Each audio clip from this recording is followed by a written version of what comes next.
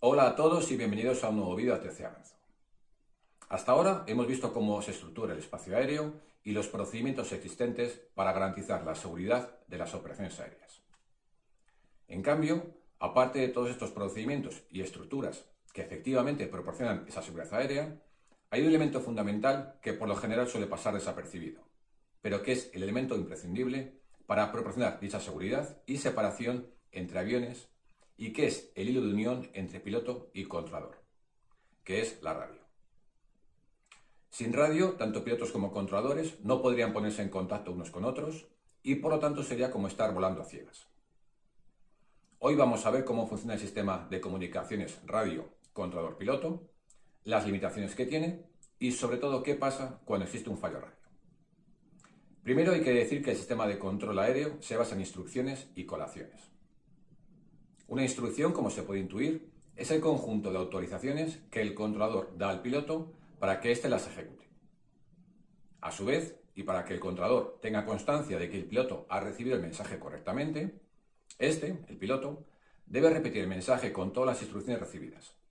A esto se le conoce como colación. La comunicación radio entre controladores y pilotos es una comunicación bidireccional. Es decir, se produce en los dos sentidos, por lo que tanto controladores como pilotos pueden transmitir como recibir. En cambio, esta comunicación es una comunicación semidúplex, lo que quiere decir que no pueden transmitir varias personas o estaciones simultáneamente, sino que solo puede transmitir una persona a la vez, siendo su funcionamiento como en un walkie-talkie, en el que para transmitir hay que presionar un botón llamado PTT y una vez finalizado el mensaje se suelta dicho PTT, liberando la frecuencia para que cualquier otro avión o controlador pueda transmitir. Este sistema semidúplex nos crea tres limitaciones. La primera es que cuando dos personas o dos aviones hablan simultáneamente, ambas transmisiones se superponen y no se recibe ninguna de las dos. Así, por tanto, el problema no es solo que cuando dos aviones hablen a la vez el controlador no oiga a ninguno de los dos, sino que cuando el controlador transmita alguna instrucción, algún tráfico, su comunicación se produzca al mismo tiempo que un piloto transmite, no llegando dicha instrucción al avión al que va dirigida. Al hecho de que dos aviones o dos estaciones transmitan simultáneamente y que por lo tanto el mensaje sea ilegible, se llama bloqueo de frecuencia o pisar la frecuencia.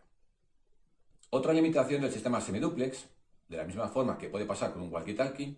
es que en el caso de que alguien se deje la frecuencia pisada, o lo que es lo mismo, en el caso de que alguien se deje el PTT pulsado involuntariamente, estará todo el rato transmitiendo, sin dejar que nadie pueda intervenir en la frecuencia, por lo que todos los demás aviones que están en dicha frecuencia no podrán ponerse en contacto con control y ni control con ellos, por lo que las instrucciones para separar aviones no serán recibidas por nadie. Además, este sistema semidúplex provoca que en el caso de que haya muchos aviones en la misma frecuencia, ésta se sature y dificulte que los pilotos puedan transmitir sus necesidades, o el controlador dar sus instrucciones, produciéndose continuos bloqueos de frecuencia, por lo que el controlador tendrá que imponer el silencio radio en frecuencia, es decir, instruir a todos los aviones a que no hagan uso de la frecuencia para ser él el que pueda transmitir las instrucciones a los aviones, según las prioridades de tráfico. Debido a la limitación del sistema semidúplex, que solo permite hablar a un avión cada vez, se hace necesario que las comunicaciones sean lo más breves posibles para mantener la frecuencia lo menos ocupada posible. Adicionalmente, a las limitaciones del sistema de comunicaciones semidúplex, el propio sistema de comunicaciones radio crea otra limitación, que es la cobertura. Al encontrarse las antenas emisoras en tierra, la recepción depende de la distancia de los aviones a la antena, así como de la meteorología y de la altitud a la que estos estén volando, porque cuanto más lejos se encuentren los aviones de la antena de radio, cuanto peor sean las condiciones meteorológicas o cuanto más bajo vuelen estos, peor será la cobertura radio. Pero entonces, ¿qué pasa cuando un avión sale de la cobertura de la frecuencia en la que se encuentra y ya no es posible ponerse en contacto con él? Aquí tenemos dos opciones. En el caso en que tengamos más aviones en la misma frecuencia, podemos usar alguno de ellos para que nos haga de relé. Esto quiere decir que usamos a un avión que se encuentre dentro de la cobertura de la antena para que él se ponga en contacto con el avión con el fallo, ya que al encontrarse el avión que hace de relé más cerca del avión fuera de cobertura, es probable que a través de él podamos ponernos en contacto y usarlo de intermediario para transmitir las instrucciones. En el caso en que no podamos ponernos en contacto usando a otro avión como relé, podemos hacer uso de la frecuencia de emergencia. Esta frecuencia de emergencia es una frecuencia que es la misma en todas las partes del mundo, siendo esta 121,5 MHz. Al contrario de las frecuencias nominales de cada sector, que están ubicadas para dar cobertura a los sectores a los que prestan servicio, y dicha cobertura se va perdiendo a medida que nos alejamos de los mismos, las antenas de transmisión y recepción de la frecuencia de emergencia se encuentran repartidas por toda la geografía, para así poder dar una cobertura total y en cualquier parte del mundo. De esta forma, en el caso en que no se pueda poner en contacto con un avión en la frecuencia correspondiente de su sector, siempre se puede recurrir a esta frecuencia para ponerse en contacto con él. Hasta aquí hemos visto las limitaciones que tiene el propio sistema de comunicaciones. Pero ¿qué ocurre cuando el problema no es debido a una limitación del sistema de comunicaciones, sino a un fallo de la radio del avión y éste no puede hacer uso de ella? ¿Cómo se pone el piloto en contacto con control para separarse del resto de los aviones, proceder al destino y aterrizar? En este caso, en el que se pierde la comunicación con un avión, el controlador debe primero determinar si es un fallo total o si por el contrario es únicamente un fallo de transmisión del avión, pudiendo éste recibir perfectamente. De esta forma le indicará en la frecuencia usada hasta ese momento que si recibe a control haga una maniobra específica, tal como respondiendo a identificación, como vimos en el vídeo 10, o virando hacia un lado u otro a un rumbo determinado. Una vez que se ha determinado que el problema es únicamente de transmisión del avión y que puede recibir perfectamente las instrucciones de control, se seguirá operando con normalidad, requiriendo al piloto que haga acuse de recibo de las instrucciones mediante la función de identificación del transpondedor.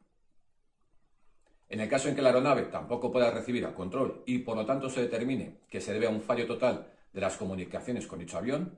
el piloto seleccionará el código 7600 en el transpondedor, tal y como vimos en el vídeo 10.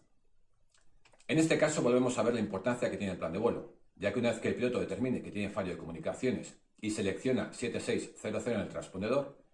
tendrá que mantener la última velocidad y nivel asignados durante 7 minutos si se encuentra en zona europea o 20 minutos si se encuentra en zona canaria, antes de comenzar su ascenso a nivel de crucero de su plan de vuelo,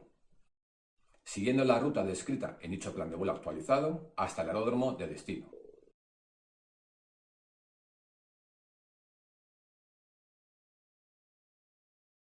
Iniciando el descenso a la hora prevista de llegada o lo más cerca posible de dicha hora, entrando en la espera de la ayuda o punto de referencia especificado que sirva a dicho aeródromo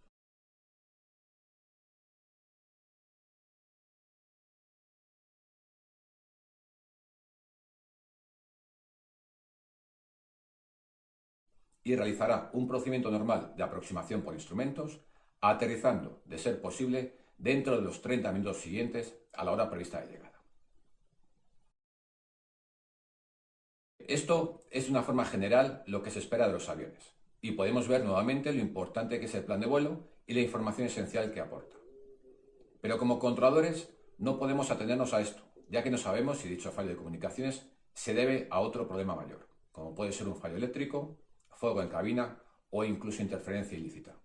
Por lo que en el caso en que tengamos un fallo total de comunicaciones con un avión, extremaremos las precauciones, prestando mayor atención a dicho tráfico y proporcionaremos más separación con el resto de los aviones, ya que simplemente no sabemos qué es lo que va a hacer. En estos casos se hace incluso necesario avisar al control militar por si se considera necesario enviar un caza para interceptar a dicho avión y que pueda mantener contacto visual con el mismo para determinar la naturaleza de dicho fallo y ponerse en contacto con él de manera física. Espero que os hayáis podido hacer una idea general de las limitaciones del sistema de comunicaciones radio a los que nos enfrentamos controladores y pilotos, así como de los procedimientos establecidos para minimizar dichos efectos. Espero que os haya parecido interesante. Gracias por vuestra atención. Nos vemos en el próximo vídeo.